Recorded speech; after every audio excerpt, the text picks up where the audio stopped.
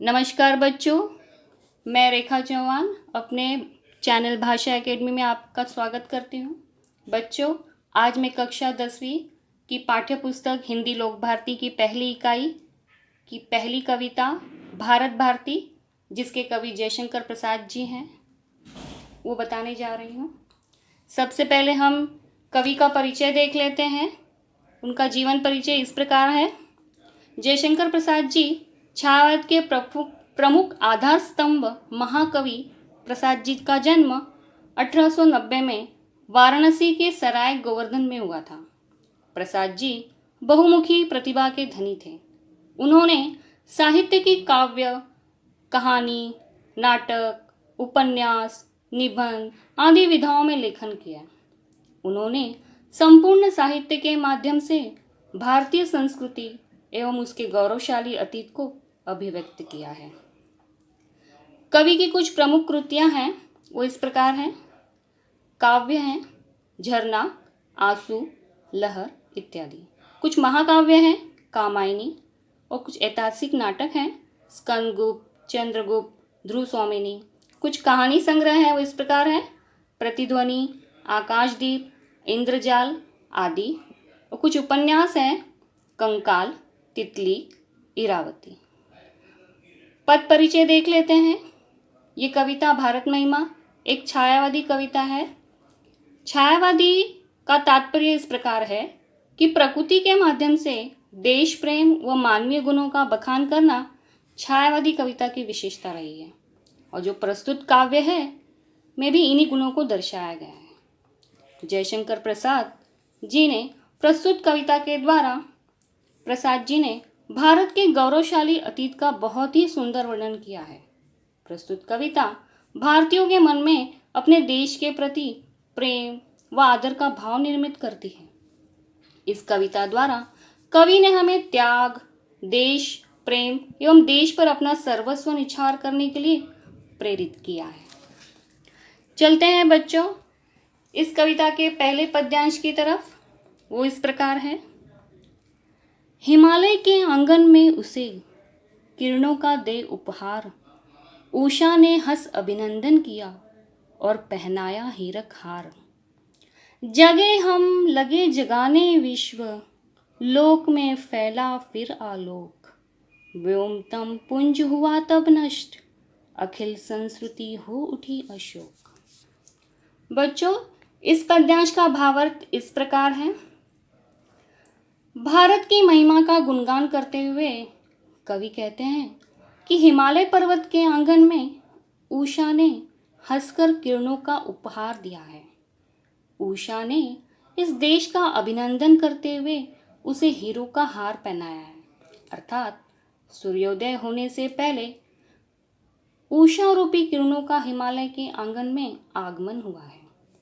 भारत देश में उदित होने वाली उषा अपने साथ सुनहरी किरणों को लेकर आई है, मानो वह भारत का अभिनंदन कर रही है, उसे हीरो का हार पहना रही है।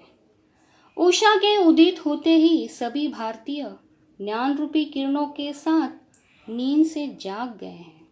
वे सिर्फ जागे नहीं हैं, बल्कि उन्होंने दुनिया में व्याप्त अज्ञान रूपी अंधकार को दूर करके सभी को जगाया है।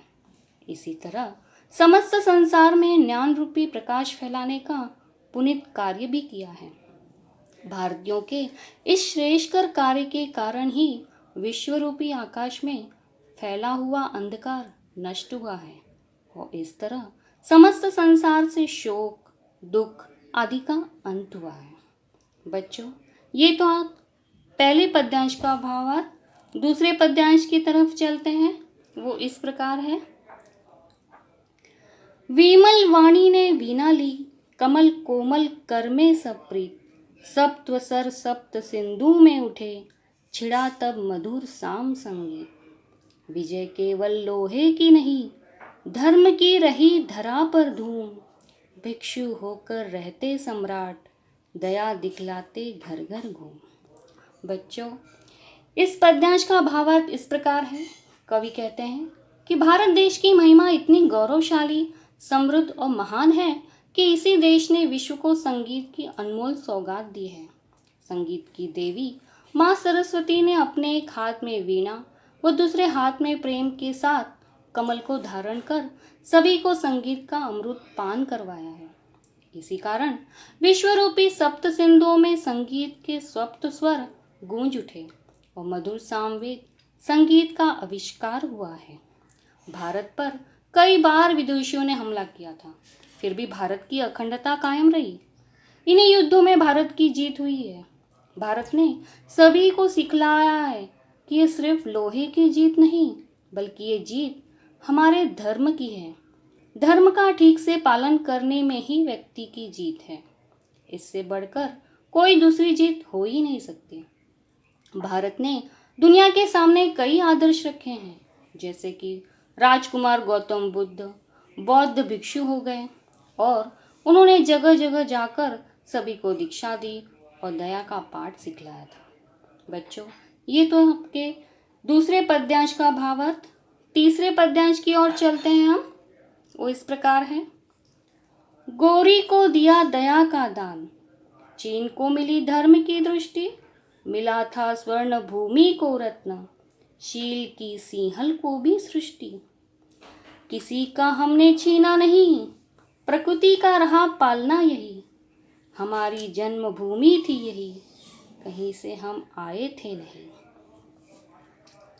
बच्चों, इस तीसरे पद्यांश का भावार्थ इस प्रकार है। भारत देश के यवनों पर दया दिखलाई है। भारत ही वो देश है जहाँ यवन शासक सेल्यूकस निकोटर को युद्ध में पराजित करने के बाद भी चंद्रगुप्त ने उसे मौत की सजा नहीं दी। यवन युद्ध में परास्त हो गए, फिर भी भारत के वीर क्षत्रियों ने उन्हें दया के रूप में जीवन दान दिया था। आज चीन, जापान आदि में जो धर्मोन्नति निरंतर फैली हुई है, वो भारत की ही देन है। आखिर हमारी इस स्वर्ण भूमि को भगवान गौतम बुद्ध के रूप में अनमोल रत्न जो मिल गया था। गौतम बुद्ध के मार्गदर्शन में बौद्ध भिक्षुओं ने बर्मा के लोगों को बौद्ध धर्म, उसके त्रिरत्न का ज्ञान कराया। उन्होंने ही श्रीलंका को पंचशील, झूठ न बोलना, चोरी न करना, नशा न करना, हिंसा न करना, पाप न करना आदि का ज्ञान कराया। हमारे देश ने ही सिंहल अर्थात श्रीलंका को शील रूपी मूल्य दिया, जिसका अनुकरण करके वहाँ के लोगों ने अपनी चतुर्दिक प्रगति की है। भारत की प्रकृति की अनोखी छटा निराली है। यहाँ की प्रकृति इतनी उदात है कि उसने हम सभी को इतना सब कुछ दे दिया है कि हमें किसी से कुछ मांगने की परिस्थिति निर्मित ही नहीं होती। अतः हमें किसी से कुछ मांगने की या किसी से कुछ छीनने की आवश्यकता ही नहीं पैदा हुई। हम सब आर्य हैं। हम यहाँ पर किसी अन्य स्थान से नहीं आए थे, बल्कि इस पवित्र देश में ही हमारा जन्म हुआ था। सो हमारी जन्मभूमि भी यही है। इस पद्यांश का भावार्थ इस प्रकार रहा। अब हम चौथे पद्यांश की तरफ चलते हैं। वो इस प्रकार है। चरित थी पूत पूजा में शक्ति, नम्रता रही सदा संपन्न, हृदय के गौरव में था गर्व, किसी को देख न सके विपन्न, हमारे संचय में था दान, अतिथि थे सदा हमारे देव, वचन में सत्य, हृदय में तेज, प्रतिज्ञा में रहती थी टेव। इस पद्यांश का भावार्थ इस प्रकार है। भारत माता के पुत्र चरितवान रहे हैं, उनकी भुजाओं में शक्ति रही है और वे हमेशा नम्रता पूर्वक व्यवहार करते हैं। उनके हृदय में देश के गौरव के लिए अपार श्रद्धा व देश प्रेम की भावना रही है। अपने इन गुणों के कारण वे किसी को भी विपन्न या दीन नहीं देख सकते। दीन दुखियों की मदद के लिए वे सदैव तत्पर रहते हैं। मानव सेवा ही उनकी परम ध्येय रहा है। के मतानुसार भारत देश को सोने की चिड़िया कहा जाता था। हमारे पास धन धन्य की कमी नहीं थी, इसी कारण दान करने में हम पीछे नहीं हटे। अतिथि देवो भव की संकल्पना का भारतवासियों ने पालन किया है। भारत माता के पुत्र वचन को महत्व देते हैं, जैसा कहते हैं वैसा करते भी थे। उनके वचनों में सत्यता थी, हृदय में तेज था और उनकी प्रतिज्ञा भी मजबूत हुआ करती थी।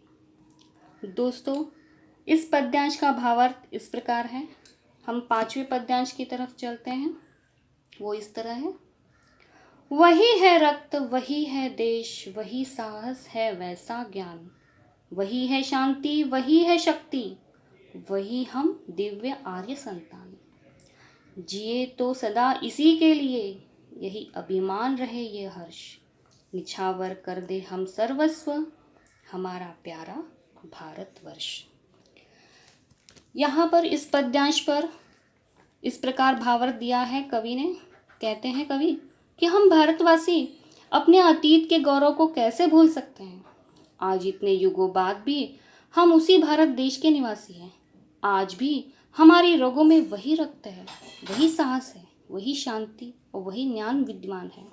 आखिर हम वही दिव्य आर्य संतान हैं जिसने वर्तमान भारत में भारतीयता को जीवित रखा।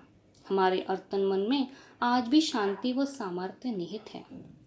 कवि कहते हैं, आज हम सभी भारतवासी देश के गौरव एवं उसकी अस्मिता को बरकरार रखने के लिए सदैव तत्पर रहते हैं। इसी कारण हम प्रगति पथ पर हैं और बड़ी खुशी के साथ हमें इस बात का अभिमान है, इस पवित्र पावन एवं गौरवशाली भूमि पर अपना सर्वस्व निछावर करने के लिए हम सदैव तत्पर हैं। आखिर यह हमारा प्रिय भारतवर्ष है जिसके लिए हम सभी अपना सर्वस्व निछावर करने के लिए सदैव तत्पर रहते हैं और रहे हैं और रहेंगे।